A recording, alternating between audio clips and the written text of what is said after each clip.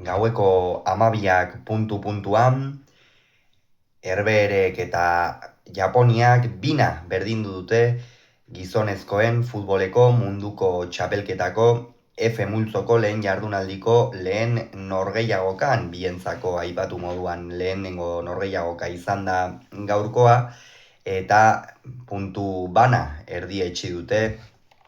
Dallasen jokatutako norgehiagokan.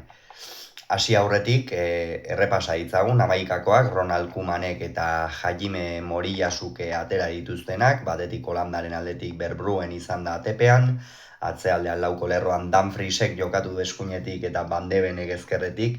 Van Hiki eta Virgil van Dijk kapitaina izan dira atzealdearen erdialdean, Frenkie de Jongek, Gravenberchek eta Reindersek osatu dute zelaierdia, eta goian eskuinetik Somerville izan da, ezkerretik Kakpo,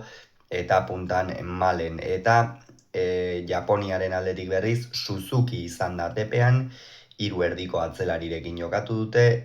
Watanabek jokatu du eskuinetik, Taniguchik erdian eta Itok ezkerretik, eskuin aldetik kapitaina Ritsu doan izan da, ezkerretik Nakamura jokatu du, Kamada eta Sano izan dira apur bat erdirago, Takekuok Realeko jokalaria jokatu du eskuinetik, Maedak ezkerretik eta puntan Ueda izan da. Epaia Ismail Elfat izan da, eta oroar lehenengo zatia egia esan, ez da bat ere entretenigarria izan, oroar bi taldeak oso kontserbadore ikusi ditugu, ez zitzaien nolabaita jola ez, baloia ez edukitzea, eta ez ziren sutsuki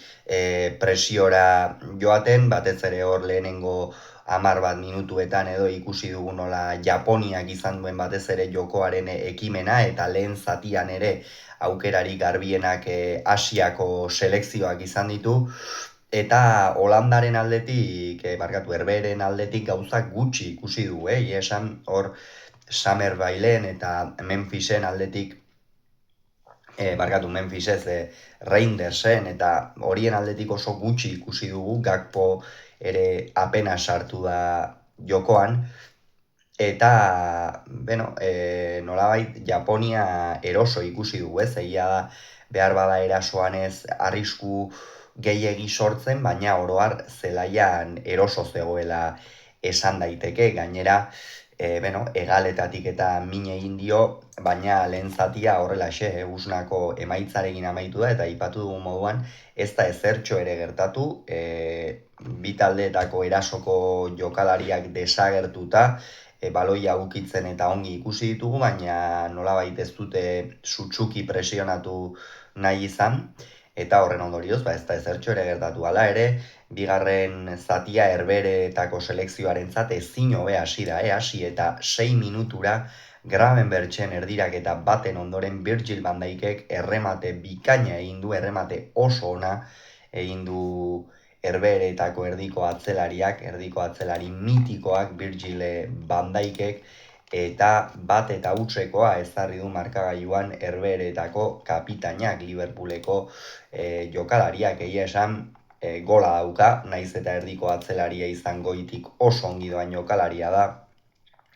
kornerretan ere beti horri izaten da, eta gaurkoan ere ez du gutxik egin haze gola egin duen Virgil van Dijkek, ikusgarria benetan, batez ere, behar bada Japoniako atzelariak ez du oso ongi neurtu, ez unean bertan Virgil van Dijkek nondik errematatu zezaken,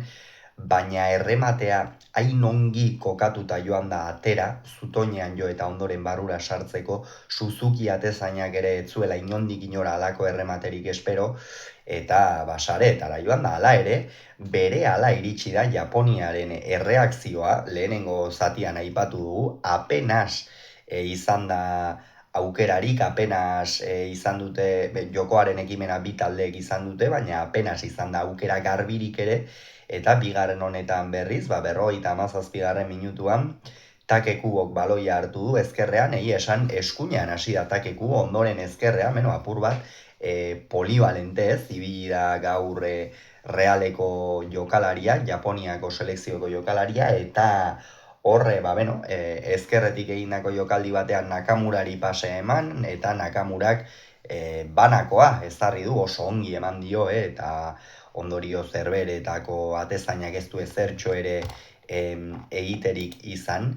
eta funtsezkoa zen, Verbruggen gainditu ondoren, Japoniarentzat gol hori, bestela apur bat gehiago itxaron behar izan ezkero,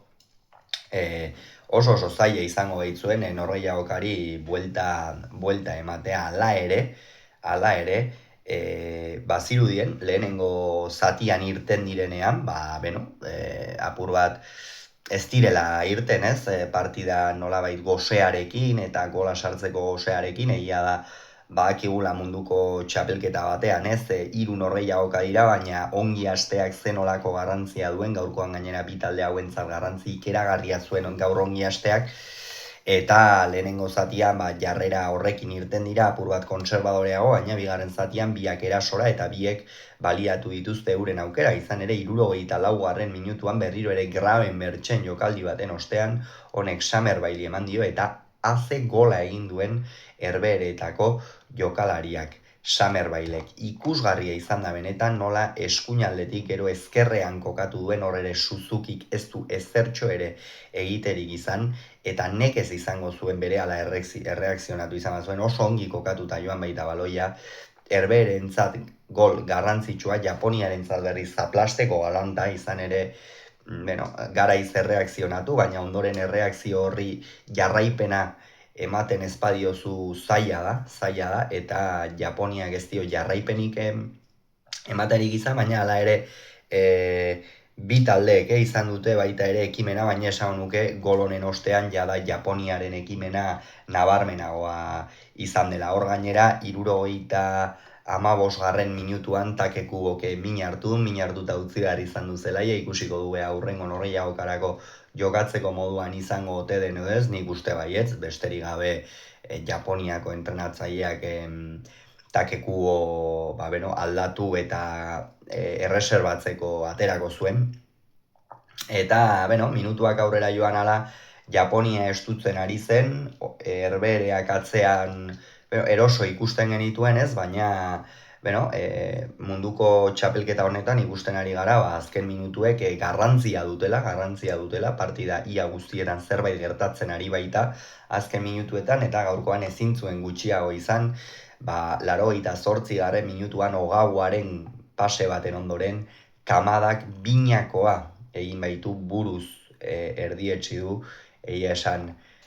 zoramena izan da bai Japoniako jokalarien eta zaleen artean, ez baitzuten inondik inora espero gaurko norgehiagoka honetan puntu bat ateratzea, baina bai, Kamadaren gol horrek bizirik mantendu du, ondoren ez da aukera garbirik izan ez talde baten eta ez bestearen aldetik, horrelaxe amaitu da norgehiagoka, bina, eta une honetan sailkapenean nola dira bi talde hauek,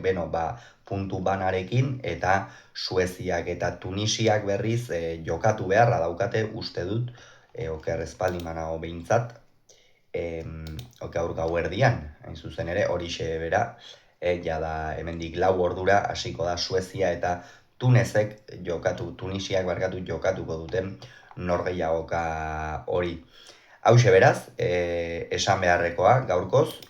bihar munduko txapelketa honek kirolunean siera honetan, apur bat agenda kontuak eta kontuan izanik ez gara hainbeste bideo grabatzen ari, gaurkoa zorionez grabatzeko beta izan dugu,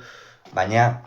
bihar horixe gaueko 9:00 aurrera, Belgikak eta Egiptok jokatuko duten norgehiagoka horren analisia egingo dugu. Gogoratu beraz,